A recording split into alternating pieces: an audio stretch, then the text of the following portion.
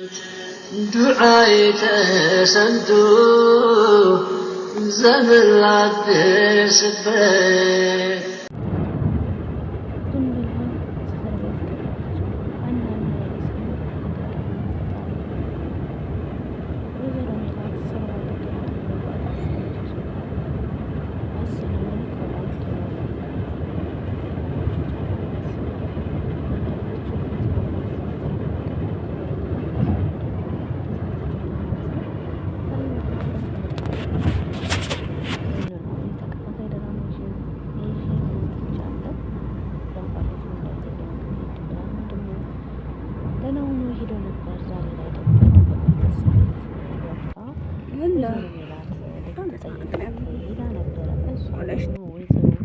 ሜላትን ላለማየት ተስፋ አድርጋለች ማለት ነው። በጣም የሚገርም ነገር ነው። ከዛም በስተመጨረሻ እንግዲህ የወይዘሮ ሜላትን ወርቅ ማን ወሰደው ይሆናል ማለት ነው። የወይዘሮ ሜላትን ወርቅ ሜላት ወርቋ ስለጠፋት ድንብላልን ወንድሟ ነው የሰረቀው ብላ አስይዛቸዋለች።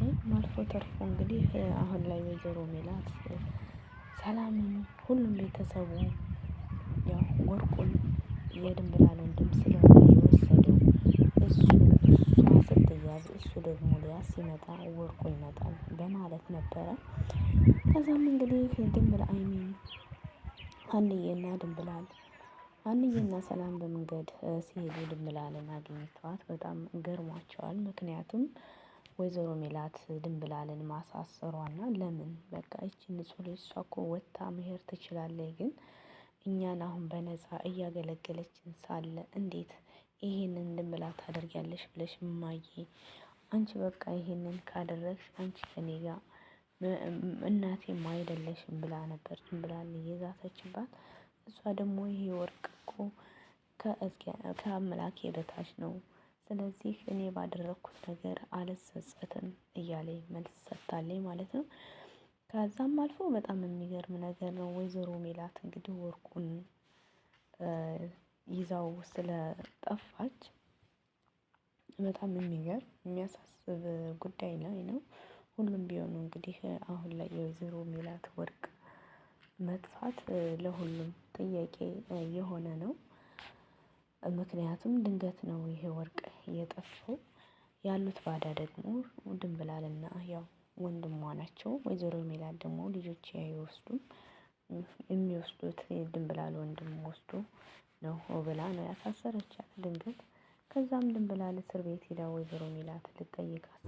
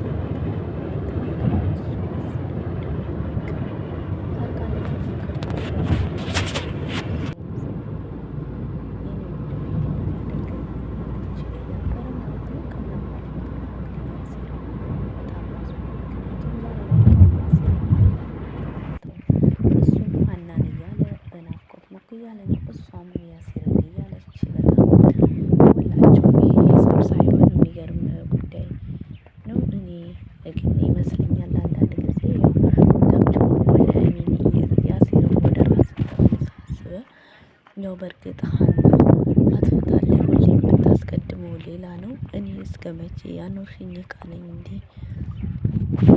መልስ የሰጣት በጣም ይገርማል ማለት ነው።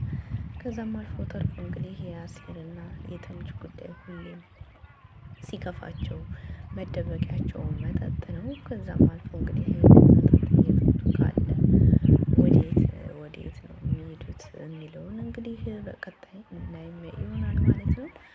ሁልጊዜም የነሱ መደበቂያ መጠጥ ነው። ዛሬ ላይ ወይዘሮ ሜላት ያ ሰውዬ እንግዲህ ሹቅ ነው እየለመናት እና ከኛ ጋር እንስራ እያለ በተደጋጋሚ ሲጠይቃት እሷም ደግሞ ከምላሴ ጋር አውርታ ያንን ሰው ሄዳ ቤቱ እንስራ ብላ ጠይቃ እሱ ጋር ሲያወሩ እንግዲህ ሰውዬ እንግዲህ ስራ ባልደረባ ተባለው የሚስቱ ቤተሰቦች እሷን ትቶ ወይዘሮ ሜላት ሄዶ ዛሬ ላይ በድጋሚ የተቀጠረው ከጠዋት ቀጠሮ ሚስቱ ስልኩን ቀምጣ በቤት አውራዋለች ማለት ነው። እንግዲህ የወይዘሮ ሜላት የስራ ጉዳይ ቀረ። እሱም ደግሞ እኔን ሳታከብረኝ የምን ስራ ነው እያለች ዛሬ ላይ ግን የትም አትሄድም ብላ ቀጠሮ ሰጥቷለች። አንዳንድ ጊዜ ይህ ድራማ ምርጥ አስተማሪ እንደሆነ ማየት እንችላለን። ምክንያቱም ስንቶቻቸው ናቸው ለትዳራቸው ቦታ ያላቸው የሚለውንም አብረን የምናይ ይሆናል ማለት ነው። ምክንያቱም ይሄ ልጅ እንግዲህ ስራ ሲል ያውም ይሄ ስራ ደግሞ ወይዘሮ ሜላት በጣም የከበዳትና ከእንቅልፏ ስትነቃ ራሱ የምታስበው እሱ በቃ ስለ ስራው ጉዳይ ነበረ። በጣም አሳስቧታልም።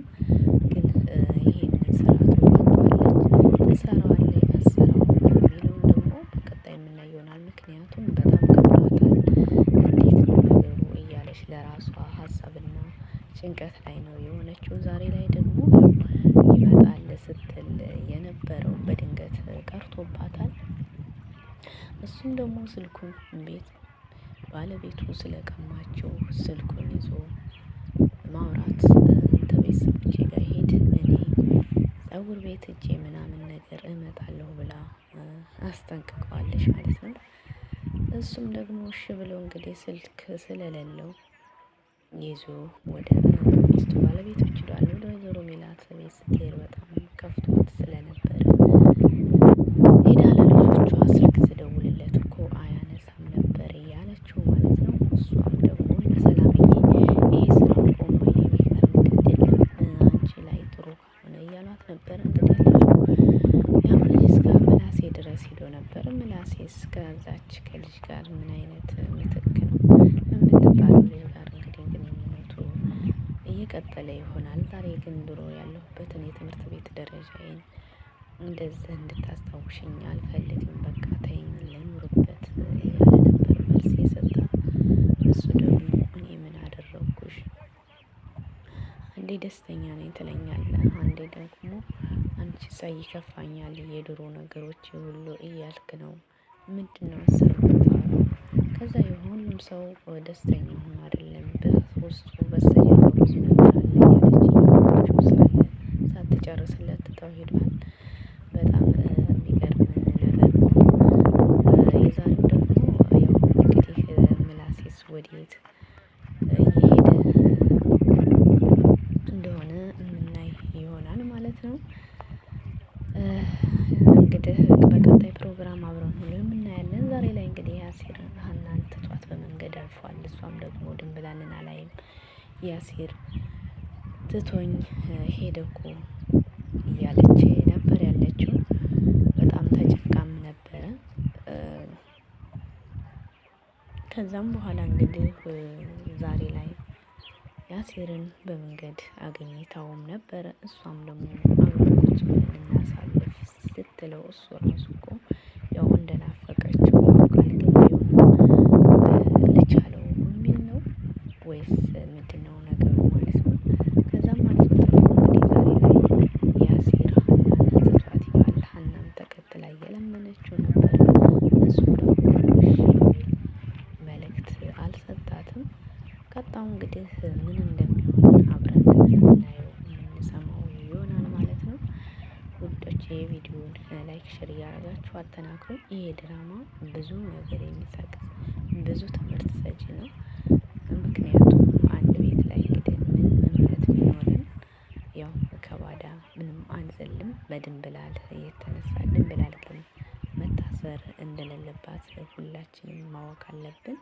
ምክንያቱም እሷም ዱዓዬ ተሰምቶ ዘመን ላደርስበት